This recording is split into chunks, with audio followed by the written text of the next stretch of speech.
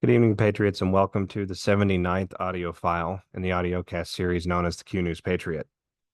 I am the Q News Patriot. My name is SG Anon. We have such a remarkable and exciting file today, I can hardly stand it. We've had a tremendous amount of change, exposure, light brought to the awakening for, if you want to call it that. We're now witnessing firsthand the beginning, I think, of the implosion of the Democrat Party. Remember, this is going to be a fundamental week as it pertains to the consciousness of that side of America, those individuals that would be wonderful and exceptional Patriot assets, but we have to get through some of that MK Ultra control to bring them into that fold.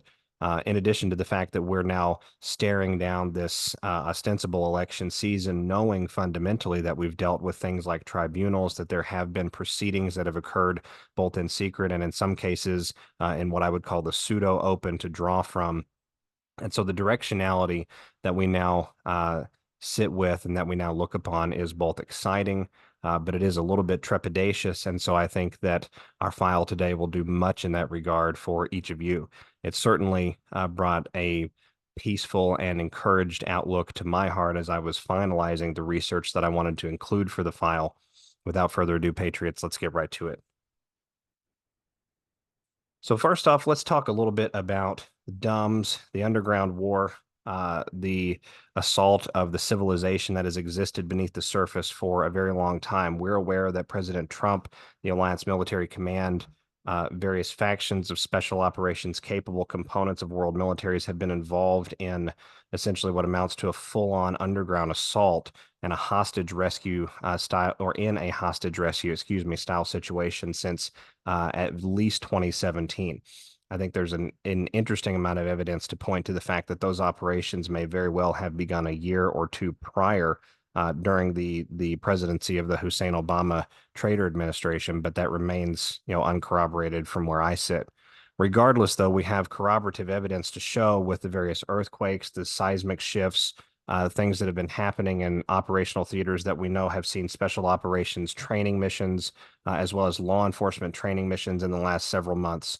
That gives us evidence to point to the reality at play, which is fundamentally that dimensions of this world are currently being militarily and domestically on a civilian side handled in the fashions needed to bring essentially what amounts to a long-standing worldwide emergency to a close. If we come over here, we've got an interesting news release, if I can find it, that sort of tells us exactly how that process is going. We know that Turkey has been involved in a number of different earthquakes over the last several years. We know that Turkey is the ancestral origination point for what is known as the male Ashkenazi bloodline, the eastern portions of Turkey and up into the Caucasus regions just to the east of the Caspian Sea. And so it's very interesting that we saw this headline come out from Bloomberg just a couple of days ago, the 16th of August. Istanbul reckons with the danger below its busy streets. Scientists say Turkey's biggest city could get hit by another earthquake, and banks are getting ahead on contingency planning. Now, the article itself is behind a paywall, so I can't go much further than that. But fundamentally, I find that lead in, that preliminary of the article, I guess is the best way to say it, utterly fascinating because we highlight the fact that it's Istanbul, which is ancestrally Constantinople. It existed between the East and the West. It governed essentially the entirety of the Asiatic trade route into Europe and Southeast Europe, of course, through the land corridor. Istanbul also sits at the bottleneck of the waterway between the Black Sea and the Mediterranean Sea. Constantinople in the days of old was one of the most strategic cities. That's why Sultan Mehmed II targeted Constantinople fundamentally. And so now what we've got here is we have Istanbul, modern day Constantinople, being essentially hinted at as next on the chopping block for a major earthquake event. A tremendous amount of underground tunnel systems exist between the western shelf of Turkey on down into the Syrian and Lebanese countryside, and then, of course, across the eastern Mediterranean Ocean shelf into the tunneling systems that connect to the Nile Basin, the Egyptian countryside, the Israeli countryside, the Gazan countryside, areas that have very, very ancient superstructures going back thousands of years, catacomb systems essentially underground. Now, what is so fascinating to me about this particular article outside of that is the fact that the article in its preliminary feels it important enough to point out how banks specifically are getting ahead on contingency planning. In other words, the banks are expecting this to happen. The banks know that this is coming, right? And the banks are fundamentally, as we know out there, heavily involved in the financing, the enabling of human trafficking, organ trafficking, biologic smuggling, weapons and arms dealing, things of this nature. Individuals associated with those practices are often given safe refuge in bank accounts, and we need look no further than J.P. Morgan's partnership with Jeffrey Epstein to understand what that might look like at a more macro worldwide scale. So when we compare this then to the fact that we also have a headline, let me see if I can find the headline coming out regarding the war actually happening with the Egyptian and the Gazan border. Give me just a moment here. I want to find it for everybody. So hang on a moment, Anons. All right, here we go. Let me see if I can pull this up here for each of you. Dozens of tunnels raised on the Gaza-Egypt border. 17,000 terror operatives killed in the war. The IDF said Thursday that more than 50 tunnels discovered along the Philadelphia corridor on the Egypt-Gaza border area have been demolished by combat engineers over the past week. Now, when we understand that all of these tunnel systems and catacombs tie into a broader worldwide assault on a hidden infrastructure, then it begins to make sense why we're seeing things such as earthquakes, various special operations capable units deploying to regions not only in the Middle East, but all around the world, why the pressure is being ratcheted up in places like Peru and Chile, why the pressure is being ratcheted up in Brazil, which hosts the Amazon waterway subterranean tunnel system, right? All of these different things help us to piece together the much broader picture of what is actually happening out there in the world. I think we're seeing the setup, quite frankly, in these narratives to take us into a situation where a broader military operation actually hits the Egyptian and Turkish countrysides, probably through activation of their military forces. And in order to simultaneously draw out all of the bad actors in those military forces, we must provide them bait. We have to throw out cheese. We have to give them something to focus their attention upon. And that something, of course, becomes the inter-deep state fight for survival that our alliance together between we the people and various patriots and high levels all around the world have managed to create. We've managed to create the conditions where this internal struggle, quite literally the eating of one another, is necessary for them as they go out the other side, because there is no honor, there is no loyalty, there is no respect. Fundamentally, there is only and has always been sort of this sociopathic survivalism that I believe personally will end up being their downfall. Now, it's very interesting when we talk about what's happening with the tunnel systems and the wars that are popping up around the rest of the world and how that's affecting world finance, because it's only been a few days ago that we saw some incredible news break out of both the Middle East and from the Monaco countryside in Europe. We've got headlines, I apologize, coming out. This one from today, exclusive: Edmond de Rothschild Middle East CEO exits. The bank has now named a new CEO to oversee the Dubai office. The Dubai-based Ali Raza, who had led the MENA business for more than 2 years, has been replaced by Laith Al-Kurdi. Raza was also the senior executive officer of the bank's Dubai International Financial Center branch, a role he was given last year when Edmond de Rothschild received a Category 4 advisory license. So we now have a shakeup in the Edmond de Rothschild Middle East Dubai operation. We know where Dubai is located and how that ties into the broader financial changeover that's occurring with the Iraqi dinar, the revaluation of the Kuwaiti currency, the redefinition of oil markets in that area, which is very soon in the wings. It's one of the reasons you're seeing the increasing desperation by that deep state infiltration at the surface level. And just a few days prior to this, on the 13th of August, we had a very significant shakeup at Edmond de Rothschild Monaco. Hervé Ordioni, head of international private banking for just 2 years, is now gone. So again, the same 2-year period. We saw 2-year period with the other one. Here's a 2-year period now. Edmond de Rothschild is restructuring its leadership in private banking. I can't imagine why. Hervé Ordioni, who previously headed the international private banking division, is no longer with the company. The Geneva-based private bank confirmed the report published by the insider paper Pas de Plats. Ordioni took over leadership of this division 2 years ago as CEO of International Private Banking. That's very important, Anons. He managed Edmund Rothschild's activities in Switzerland, Monaco, Dubai, Israel, and the United Kingdom from Geneva, as well as overseeing wealth solutions, wealth planning, and EAM. Simultaneously, he was tasked with developing various products and services for the bank's clients. In 2008, what happened in North American markets in 2008? Ordioni played a key role in the founding of Edmond Rothschild Gestion Monaco, a company specializing in portfolio and fund management. Now, that's just absolutely fascinating. He completed his studies at the University of Paris Dauphine with a master's degree in asset management. The departure of Hervé Ordioni was a concerted decision to face the new challenges of Edmond de Rothschild's international private banking.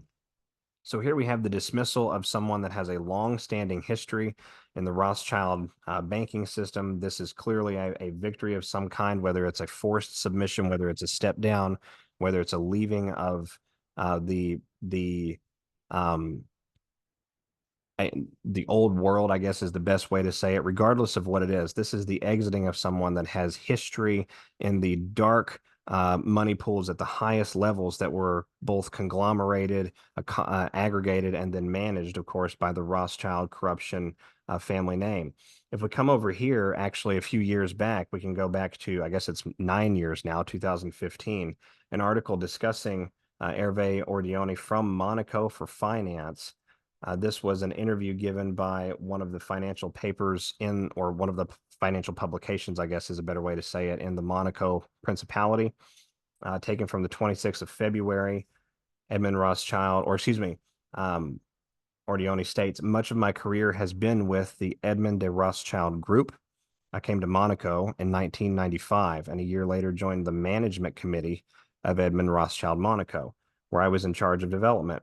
In 2005, we established the first Edmond Rothschild Assurances et Conseil affiliate, which offers wealth management solutions in keeping with our customers' legal and tax context. So 2005, that's just 2 years after the Iraq invasion. In 2008, the same year that the North American market took a downturn, we set up Edmond Rothschild Gestion Monaco, a company responsible for mutual funds. I was appointed deputy managing director of Edmond Rothschild Monaco in 2009, and then managing director and director in 2013, with the objective of developing two strengths, private banking and wealth planning. Private banking, stealing our wealth from we the people and hoarding it for themselves. What a great guy. The governance of the Edmond Rothschild Group has evolved in keeping with the family governance that distinguishes us from traditional banks. In February, Benjamin Rothschild, now again, this is 2015, president of the group, asked his wife to head the executive committee. This is a strong sign of the Rothschild's family involvement in the development of its banking activities, rather the control of its banking activities. 3 years ago, the group began its change of model within the international regulation transformation context. We are part of the continuity of those changes that we preempted with responsiveness. More than ever, our strength lies in the synergies and expertise of our profession to preserve customers' wealth and make it grow. He responded to another question by saying, professional certification, for example, is an excellent way to improve the center's image internationally. Our objective must be to attract the sum and substance of Monaco's residents' assets, not Monaco's residents, right, but just their assets. That is not yet the case, but it can become so by enhancing our professionalism and rigor. I want to pay tribute to my predecessor, Bernard Rousselot, who was able to integrate digital strategy into our promotion. We can only applaud the success of the Monaco for Finance website and its growing connections. It is the responsibility of the players, myself included, to provide regular information to enrich the website. All AMAF members are aware that we need to work collectively towards the transparency of the center, its efficiency, rigor, and cohesion. Now, again, these are the words of Hervé Ordioni, now former employee at Edmond Rothschild Group, and Ordioni's history with the Rothschild Group actually goes all the way back to the mid-1990s, as we just found. So the fact that we're seeing an individual of this caliber at this level responsible for that for that league of wealth management inside the central banking worldwide fleecing operation that was the Rothschild European banking system. This person is no doubt aware of other activities that were being undertaken by the Rothschilds. And what I find and their ancillaries and peers. And what I find very fascinating is the same day that we saw this article drop out of Europe discussing the dismissal, or actually the departure is a better way to say it, of this individual from the bank after more than essentially 25 years at this point in operations and in high-level management operations with them. This was the photograph. Let me see if I can pull it up here for everybody. This was the photograph that was taken within hours of the publication's release over Washington, D.C., and those are clearly military helicopters flying at very low level. So I'm not, essentially suggesting that this is overtly connected, but what I am suggesting is that the fact we saw this operation happen, we know a lot of the repatriations from DC from a personnel standpoint have been Treasury related for one reason or another. We know that there have been significant military and civilian law enforcement activities and undertakings happening in DC over the last several years' time. And so the timing itself just seems remarkably suspect and, again, utterly fascinating when we start to appreciate what's actually at play here. What is at play here fundamentally is that we, the people, through our assault of their underground and overground systems and our control of key initiative sectors and arenas that are important on the game board to not only disempower the deep state, but to drive it to a point of utter and total permanency and essentially of utter and total destruction. That control is absolutely crucial. It's critical. And we can see it evidenced out by their behavior, by the happenings that are occurring right in front of us, by the signs, the seasons, if we want to call it that, the signs of the heavens, if we want to call it that, the obvious overt messages that come from spirit and from the information space that let us know we are in fact on the right track. Now, having said all of that, and I know that was sort of preachy, give me just a moment here because we're going to go into something that I think is very important. Fundamentally, we have to remember that at least with the broaderness, or the broader part, maybe is a better way to say it, of the worldwide theater of operations and the interconnectivity that exists between all of that, the Trump continuity of government operation that's currently happening here in the United States, simultaneously with the death of a defunct corporation facade that has been masquerading as our lawful government for a very long time. That continuity of government operation is pivotal for a number of different reasons, but certainly one of those reasons is the protection and the security of President Trump.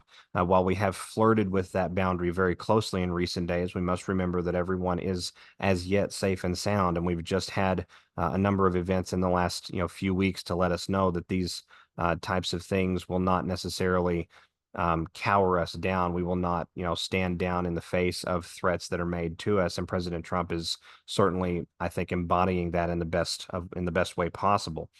But we also have to remember that fundamentally we're dealing with a situation where the military administrative component of this worldwide operation is acting in the shadow background more than in the overt background. According to Q Online, that ratio is anywhere from 70-30 to 80-20. To accomplish the objectives that we need to accomplish, the purging of military command of traitors, for example, the apprehension of warlords, the reconciliation and reckoning that has to come to various criminals that evade justice within certain localities because of their absolute and total control and grip on the systems of the judiciary for those localities. We've seen that in recent days, and I'll leave that to each of you to go and sort of look that up. But we have to remember also that we have, a situation here where this balance that is being struck between military administrative shadow capability in the background in the NATO Western world and overt action that has to occur both around the world and in many cases already is, and back in the Western world, which I think is nigh in the wings, so to speak. That balance is extremely difficult and delicate to maintain. And I think that we have seen that delicacy volleyed back and forth in the information space and in the publicly reported space for the last couple of weeks now. Nowhere is this more true than the idea surrounding the very presence of continuity of government itself and just how safe President Trump is. Q tells us online that POTUS is 100% insulated and everything is essentially good to go, right? Q tells us that Trump is protected and has much more power than any of these other entities. As a matter of fact, Q directly addresses the idea that Trump may have less power than Clinton or Soros or the Obamas, and it then responds to that assertion with the answer that conclusion is fantasy unto its own kind. So fundamentally, we then have to realize that there are highly unusual situations occurring, those helicopters in DC just a moment ago being a good example of that, which tell us that broader dimensions are at play here. When we look at the chart, we're going to go back just a moment here to the Trump Assassination Day chart, because I'm not sure that patriots out there have really paid a lot of attention to this chart, a lot of attention, I should say. Trump has talked about it being the miracle chart. Trump has referenced the chart a number of times in very sort of homage ways, delicate, respectful, almost reverent ways, because it was the chart that was on display at the moment that this event occurred. And it was, in fact, his movement in that direction that compels us to understand more about how important this was. But when we look at the Trump chart specifically, it tells us all we need to know about continuity of government. And I'm just not certain that people out there have really dialed in on this and drilled down on this. But it's, I think, in my own estimation, it's very, very important. Let me bring this up over here and I'll share the screen with each of you. All right, on the screen before you, you'll see the chart that President Trump had displayed in Butler, Pennsylvania on the 13th of July at the time that the assassination attempt occurred. Illegal immigration into the U.S. Biden would world record illegal immigrants, many from prisons and mental institutions, also terrorists. Nothing like this has ever happened to our country before. And then we begin to look at the chart, and at first glance, it seems, like a standard bar graph chart, and it shows trend lines. And, we can, a lot of the financial folks out there will be familiar with how these ascending trends, how they're important and how you can see that the dip is going to occur. And you always have a leveling out, then a essentially what amounts to an explosion, and then a correction, and then another explosion. I'm not qualified to talk about a lot of that, but fundamentally, that's what this chart looks like. And yet we all missed, I think, an important component. I shouldn't say we all, because I'm sure plenty of people caught it, but I know that many have likely missed an important moment with this chart, and that is this right here. When we talk about the tracking here, we've got the bottom in years, 2016, 17, 18, 19, 21, 2, 3, 4. And then over here, of course, we have the number of individuals in the multiple groups of various thousands. We have the arrow here. Trump leaves office, lowest illegal immigration in recorded history. So there's our marketing line. There's our campaign message for the average normie, the average person that's operating essentially on a semi-comatose level of thought processes. But let me ask you, if this is 19 and this is 20, why is the arrow here? Because 2021 is here, and January of 2021 would be here. What happened on or around March of 2020? Activation of devolution and continuity of government under the Stafford Act, the National Emergencies Act, and various war acts that were used multiple times in the past during the United States history in very great and significant conflicts. This is our confirmation that continuity of government began immediately after COVID hit the world. Trump leaves office.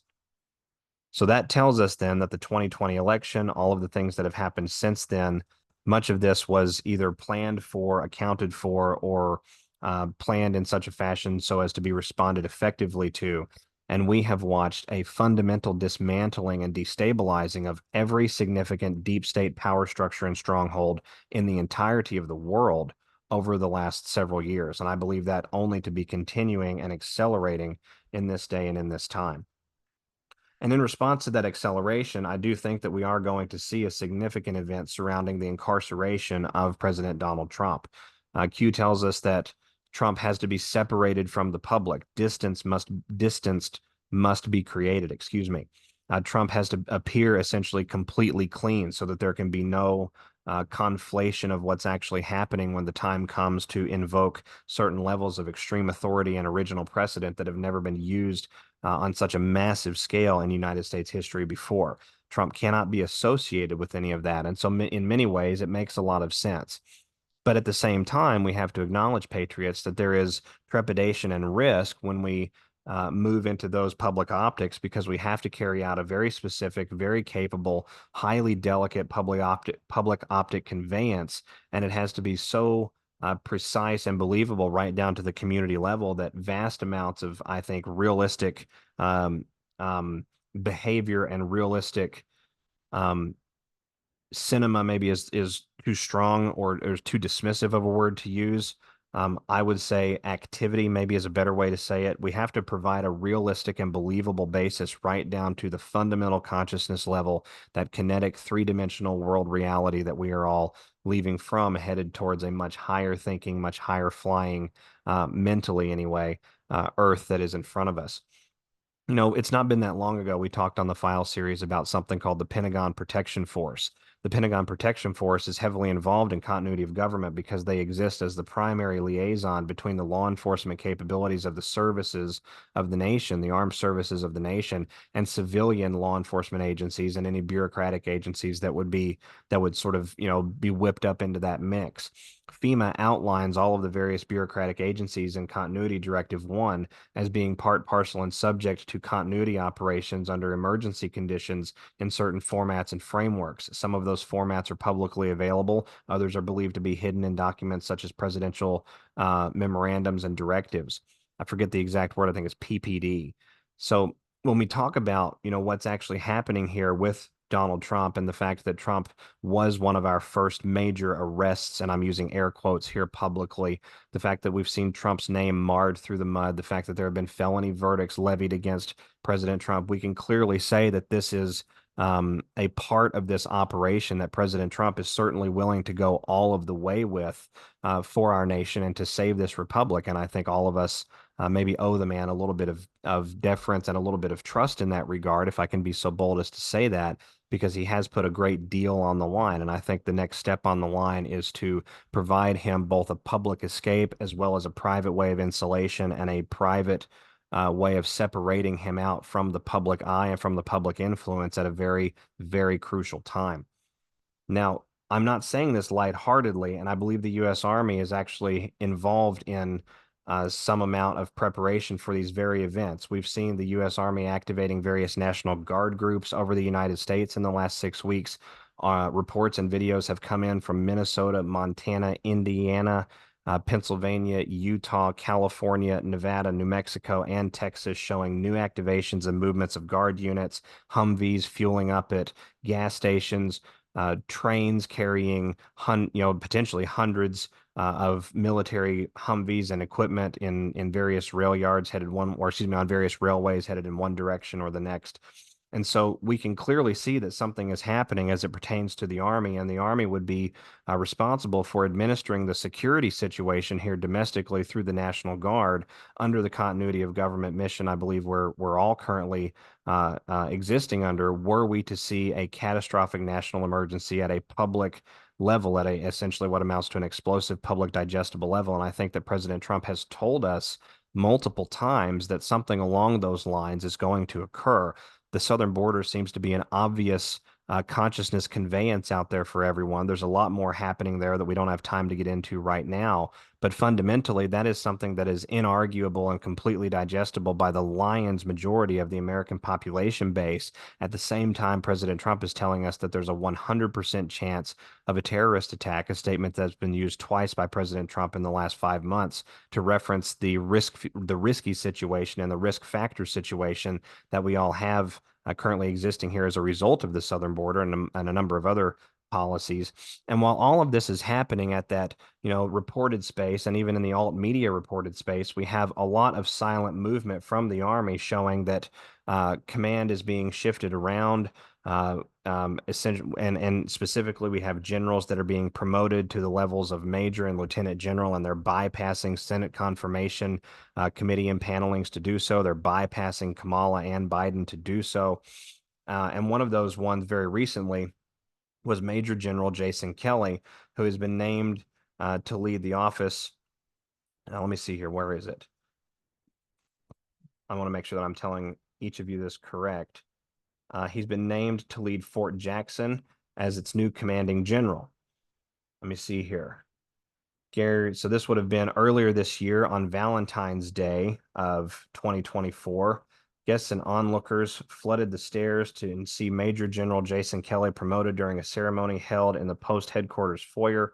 Parents and others watched the ceremony online. General Gary Brito, commanding general of the Army Training and Doctrine Command. Remember, Training and Doctrine Command. And Kelly's wife, Stephanie, replaced the stars on his shoulders with two. Kelly is disciplined and displayed in professionalism and an expert at his job. Let me see here. Kelly was commissioned as an Army engineer upon his graduation from the U.S. Military Academy at West Point, New York in 1994.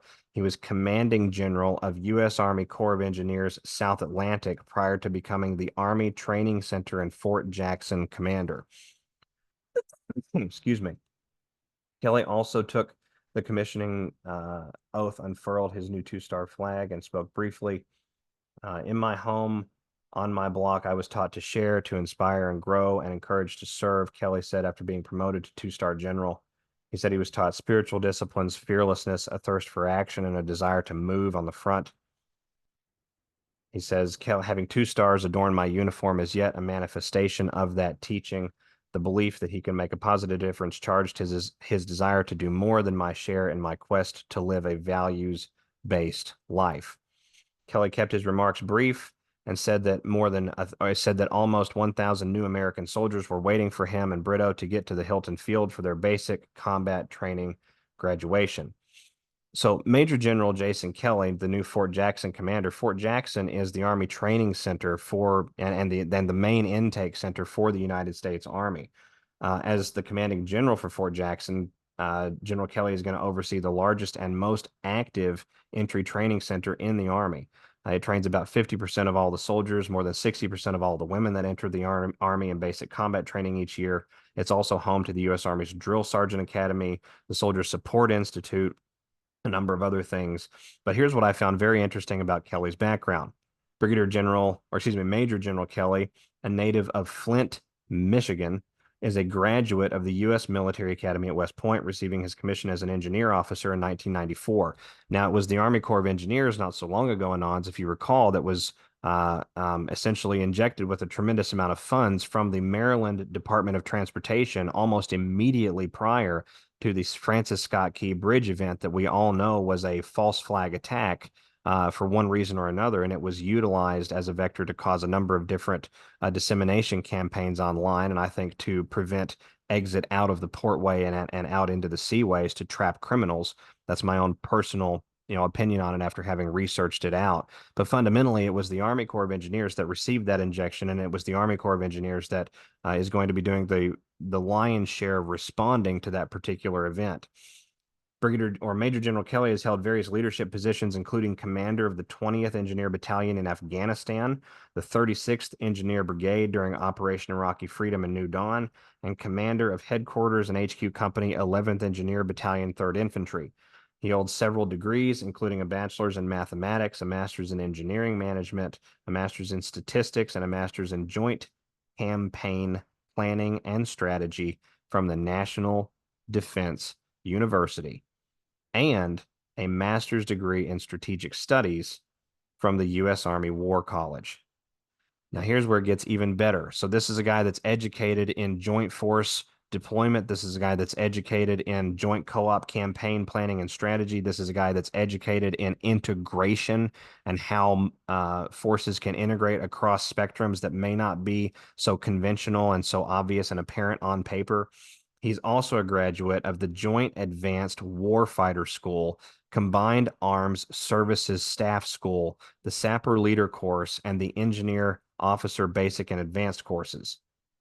So this is a guy that not only does he have a baseline understanding in project management, he's a mathematician, he thinks about things mathematically, he's got an engineer's mind, he's got a mind for strategy, but he's also explicitly and extensively educated in joint force integration and combined arms services operations. What would you call a continuity of government operation? If not a combined armed services operation, then I guess we're on different wavelengths, because I can't understand how that is not the most obvious example of, and the most extreme example, I think, in many ways, of what a combined armed services mission actually really needs to look like.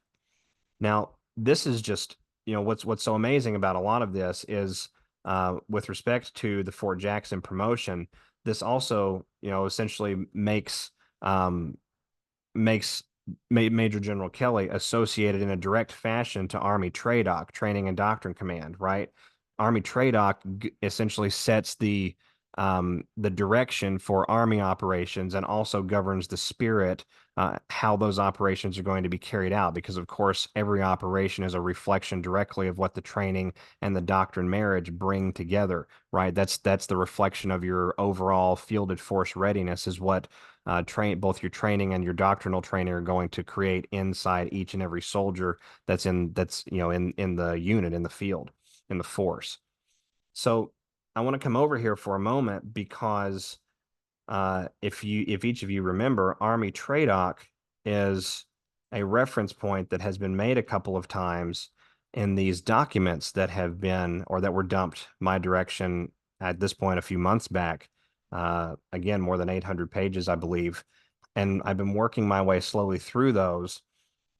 Let me see here. Let me bring this up.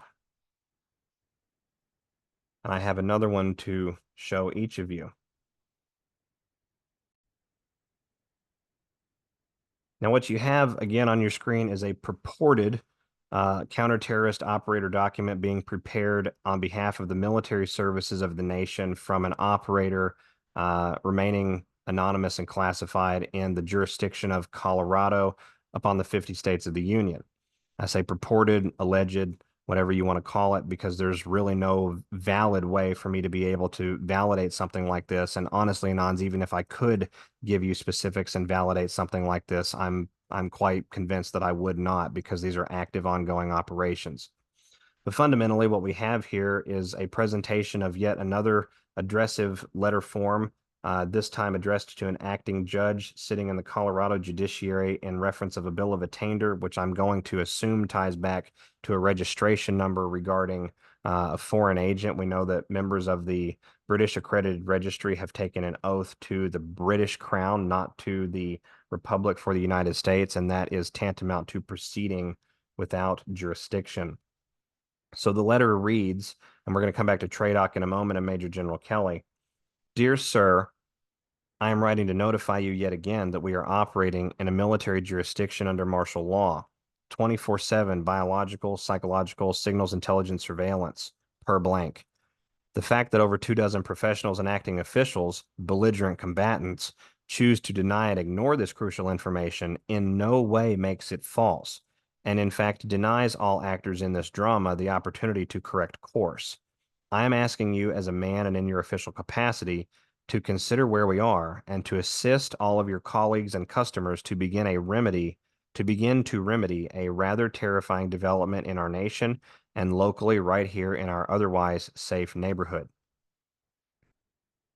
I have asked you and all of your colleagues, acting judges and attorneys, to identify yourselves and affiliates, and to provide whatever authorization you have that proves blank. Keep in mind that your jurisdiction has never been established, and nobody involved in this terrorist attack against blank. Instead, the conspiracy under audit and investigation by the name of Operation Blank has proven criminal in the extreme by violating RICO laws, executive orders, and United States codes. And then we have another blank out. Private contract special operator reporting to military interests of the nation and the Republic. Acting officials working in collusion as an identified terror cell to deprive rights in conspiracy, engage in human trafficking, and execute crimes against humanity, yet all said testimony and affidavits stand as undisputed fact and evidence in this exploratory military tribunal. We understand why everyone wishes to hide and compartmentalize their attacks, but this is not acceptable in the United States of America. And this document evidently generated several months ago on the 31st of March, 2024. I'm going to presume served or delivered or noticed somehow either that day or shortly thereafter. I am requesting that you and the terror cell you represent, perhaps unknowingly, stand down and cease and desist in your military contest against the United States of America. Thank you for your cooperation. We are here to assist. We are at your service. See official notices and affidavits filed with blank. Then we've got all these affidavits listed. Special operator, private contractor, Space Force, and blank. Operational metadata. Attention, Sheriff, FBI, DHS, DOJ, back channel surveillance, Congress, back channel surveillance, Space Force. The rest of this is removed. I'm going to assume that this is pertinent carbon copy information here that would constitute operational security. Unlawful bills of attainder and blank acting as suits. And then we have references here. All of this being blacked out. See military tribunal audit report on bill of attainder blank. Conspirators of the ad hoc terrorist cell on military trial, blank of Operation blank. Colorado, Inc., acting governor, terrorist negotiator, county, Inc., acting district attorney, acting judge, terrorist negotiator, prosecution, terrorist defense, negotiator defense, terrorist defense. City of, so now we have confirmation there that this is in fact happening in a multi-jurisdiction dimension. Mayor, internal affairs chief, police chief, judge, negotiator, terrorist, prosecution, acting police agents, negotiators for the defense, president, legal counsel, manager. That's an incorporated, terrorist, negotiator, private agents. This affidavit prepared for blank County, Colorado, USA Incorporated, blank Colorado, USA Incorporated, blank USA Incorporated, USA, and all officers and employees thereof. This affidavit prepared by Special Operator, Private Contractor reporting to Space Force and the blank, signed, and then the rest of that is blacked out. Mission facts, clearance classified. Mission type, live action military operation. Fractal, universal impact, local action. Team, operational detachment, blank. Audience, blank. Initiator, U.S. Army TRADOC. Space Force, blank. Support, CIA, DHS, blanks. I'm going to assume these are other three letters. DOJ, FBI. This document is true and complete to the fullest extent of my knowledge and authority over my quantum autograph and trademark sigil with my right for fingerprint. March 31, 2024, private contractor, special operator reporting to Space Force and the blank. So Army Training and Doctrine Command shows up as the initiator of a continuity of government mapping operation under Executive Order 13818, various U.S. codes, including 2381, Executive Order 13848, Executive Order 13972, Executive Order 13581, and a number of others. Additionally, we have, and many of you out there have been following programs like mine and others for a long time, a litany, a veritable treasure trove of documents, evidence, headlines, video footage, audio reports, things of this nature. And then, of course, the citizen-sourced journalism online that substantiates a great deal of all of that to show that we are in some sort of extraordinary operational landscape here in the United States of America. So when we talk about Trump needing to be publicly removed for the events that are coming, if we have operators like those that are just referenced in those documents I was sharing with you a moment ago, go public, go overt, and go active, and begin to adjudicate the military contest of the forces for the Republic of the United States against the terrorist cell that is the infiltration of the corporation at all levels, be that in the executive, be that in the judiciary, be that in the legislative sense, be that wherever it might be. Donald Trump cannot be around, cannot be present for anything of that nature. He has to be as far away in the consciousness space as is, I think, humanly possible and maintainable. Q talks about that maintaining structural integrity.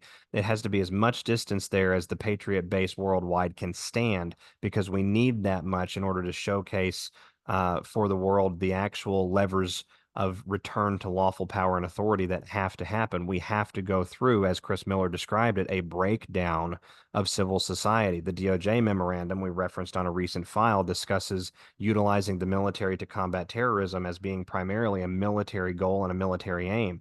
Terrorism, by definition, inherently includes massive destabilization and a growing civil unrest that civilian authorities are not able to respond to. By definition, terrorism is a military contest against the jurisdiction and against the Republic of the United States.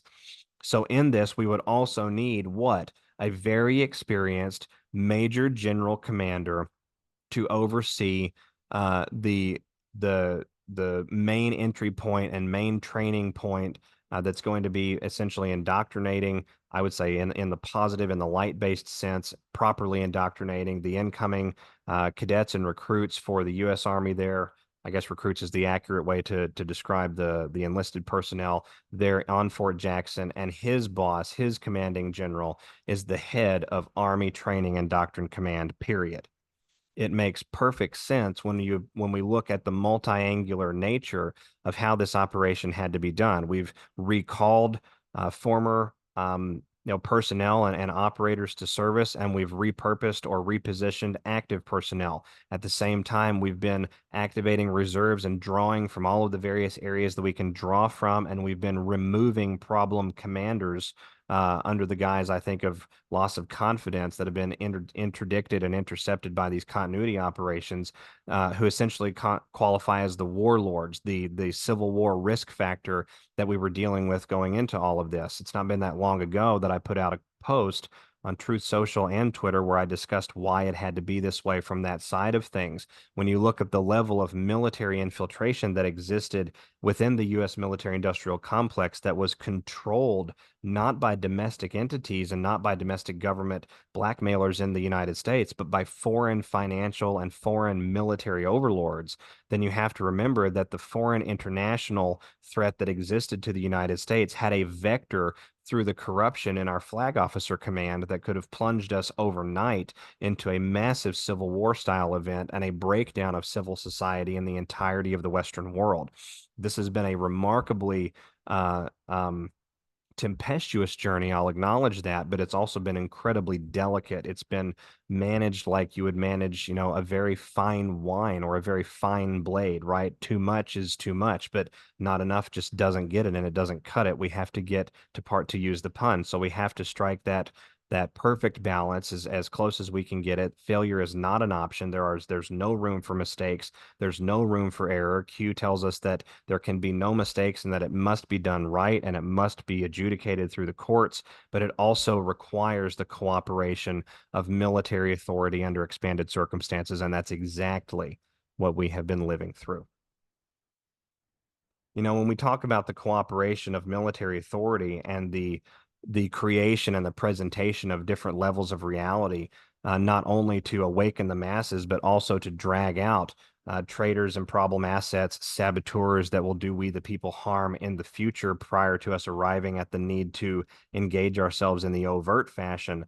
We have to remember that it is a combination of military and domestic, what I would call we the people interested or human survival interested forces that have been essentially slow walking the legacy media to their inevitable and permanent total destruction. And one of the ways that we've seen that happen is through the exposure of the control of the mainstream media that exists primarily on the axis of the Vatican, Israel, Switzerland, and London. And we've seen a significant amount of exposure coming to the media coverage in particular and the backing of those media groups within those operational theaters and how that is affected worldwide. I guess I'm not choosing my words wonderfully there, but fundamentally what we're trying to yolk out with this exposure of the mainstream media is not only the method that it was deployed, but the how and the why that it was contrived to begin with. And so one of the things that we've seen with the stepping down of significant financial interests, and the ones we've highlighted on this file are certainly not the only ones, is we've seen a fundamental restructuring of the ownership in some regards of that mainstream media complex and that locus of control that exists out of those nodes I described a moment ago. And a massive exposure of this with expanded military campaigns happening in the surface level to drag out the deep state traders even more so, both in the Ukrainian countryside and in the Middle Eastern theater of operations.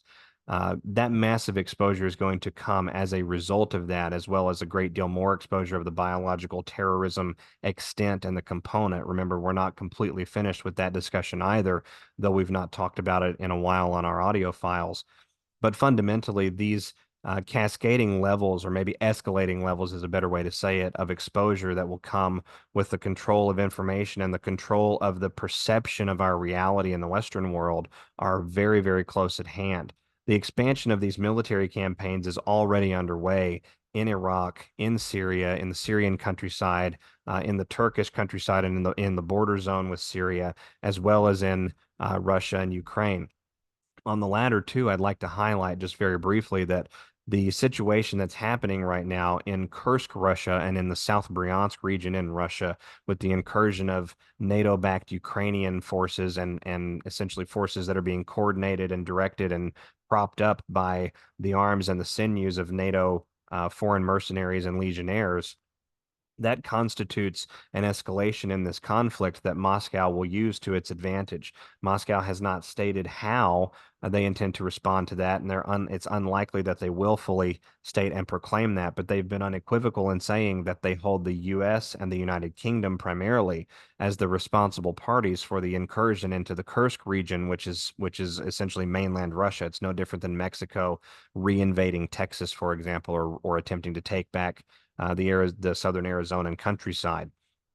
So with that, we have to remember that NATO is playing a double-edged sword of their own and always has. They're walking the line between their own destruction and their own greed and lust for power in the sense that the minerals, the raw resources that exist beneath the Ukrainian countryside are of paramount importance to the NATO Western warlords and central banking cartel and have been for several hundred years. And it's worth remembering that on that particular double-edged sword, we have NATO forcing the Ukrainians through manipulation and deceptive tactics to reallocate components on their own battlefield that have been preventing the advance of the Russians on other fronts. When we add into that the fact that the Russians have been expanding their army for 7 months now and have still not fully completed that expansion process, and the fact that Putin has reallocated a significant amount of resources from the FSB, the Federal Service, for counterterrorism operations, I think that we can acknowledge what's happening in Kursk right now is a NATO provocation with intent for NATO to sort of throw the Ukrainians into the mousetrap, if you will, and try to make as quick of a grab for the land and the riches that are there as quickly as possible, or as humanly possible, maybe is the best way to say it. And so understanding then that the Russians are handling this incursion, but they're also very fully fortified and advancing on other fronts at the same time this incursion is occurring. All the while, the defenses for the Ukrainians on those same fronts are being reduced to field personnel needed for the aggression in the Kursk and Bryansk regions. I don't think it's out of the realm of possibility that we see a Russian campaign on Odessa very, very soon. Odessa is ancestrally a Russian city. A number of videos just in recent days have come out online showcasing residents of Odessa claiming that they are Russian. They've always been Russian. This is a Russian town. The Eastern Orthodox Church has a long history there. And it's worth remembering also that Odessa has one of the largest catacomb systems in Europe. So that's one of our indicators, Anons, that a military contest and campaign will have to come to Odessa before this process is over, because a cleanup operation is sorely, sorely needed. In doing all of this, we're going to be pinching essentially the lifeblood out of NATO. We've got Turkey as the wild card in the Middle East, which I believe is going to flip on NATO, and I've espoused that publicly a number of times. But fundamentally, Turkey is another area that also will have to incur a military contest upon its territories in the eastern regions for the exact same regions as Odessa, for the exact same reasons, excuse me, as Odessa, in the sense that they have some of the oldest catacomb and tunnel systems that tie into the Eurasian Caucasus, essentially from anywhere in the world. It is truly amazing the scope that these operations show. It is truly amazing in some regards as I step back and I appreciate where we're at. The fact that we have um, a continuity of government operation not only in the United States but in several NATO Western countries, acting simultaneously alongside the behavior of illegitimate governments and organizations that are painfully being slow walked to their own destruction. We've got pressure applied to the financial dimension of society to disempower the Rothschild control of that. And indeed, we're seeing the evidence played out right in front of our very eyes. As a result of that, we're seeing pressure applied in the South American countryside to de-entrench the intelligence community's control of minerals, resources, and rare earth metals and minerals that come out of those countrysides in South America. The same is true of the South Asian and Southeast Asian corridors. And we haven't even talked so far on our file today, and I don't think we really have time. But fundamentally, we've not even broached the issue of where China, Japan, South Korea, North Korea, and the Philippines and Taiwan will all tie in to this broader worldwide puzzle. We have incredible conditions setting themselves up right before our very eyes.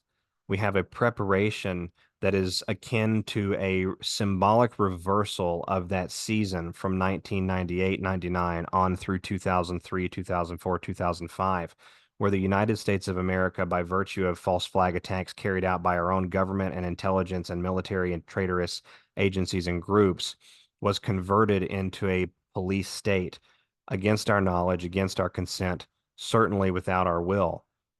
We're witnessing the symbolic setup for a reversal of that in a way that I think will shake loose the levers of power forever in the Western world. Many of you out there have heard me talk before about the need to take down certain weapons of mass destruction that were erected by Satanists for Satanists with Luciferian aims in mind, and they've been very, very effective at suppressing the auritic field, the electrobiochemical field that exists around the human being and affecting how consciousness itself is capable of operating in certain geographic localities. That's one of the ways that they've insulated themselves. It's akin to setting yourself up with a signal buffer inside of a hotel room if you didn't want to be heard around the rest of the hotel, for example. It's the same sort of principle.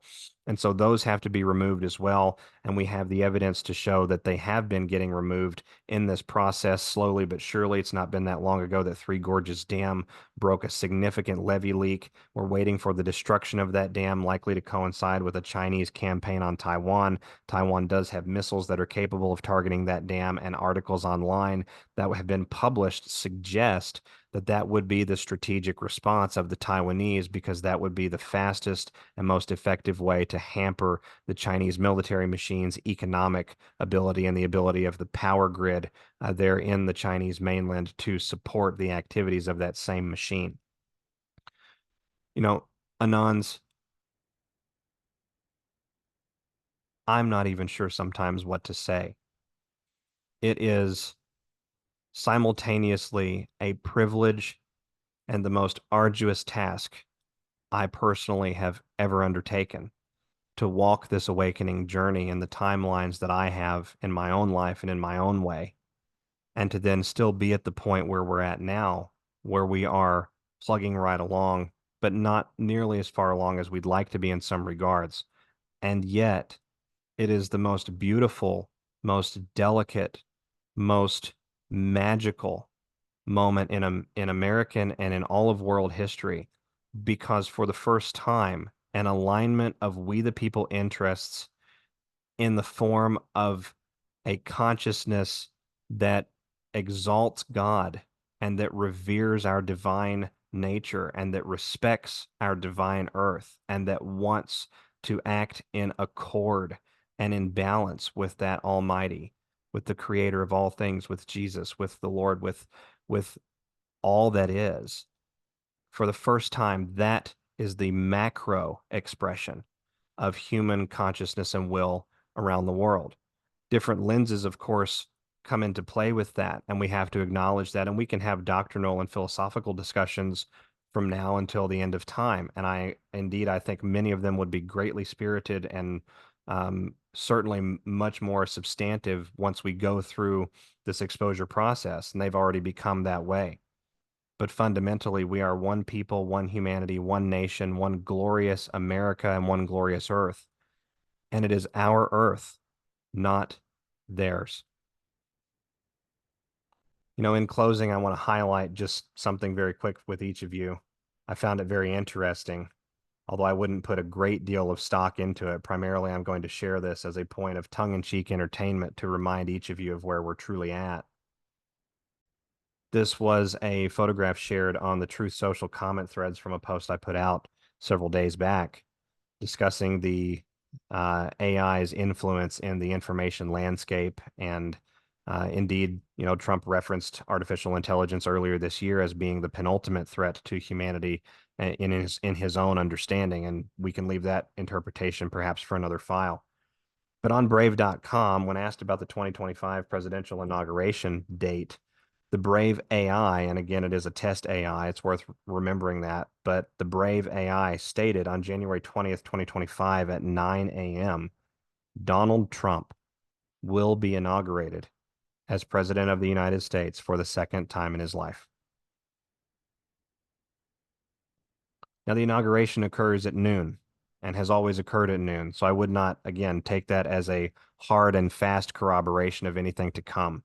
But what I would say about that is when even the test AI platforms are telling us part of the truth, we are on the right path. Trump will be the next USA president, excuse me. We, the people, will return to power in our communities, provinces, states, and our countries. And we will right our beautiful boat together. God bless and God's love to each of you as you enjoy wherever you're at and whoever is around you. Remember that it is all about this moment right now. Yesterday is history. Tomorrow is yet a mystery. But today, we have the option to think, to act, to do, to acknowledge, to grow. That's what it's all about. Keep your eye on the prize. God bless everyone. This is SG Anon. I'll be back with each of you again soon. Thanks, everyone. Bye-bye.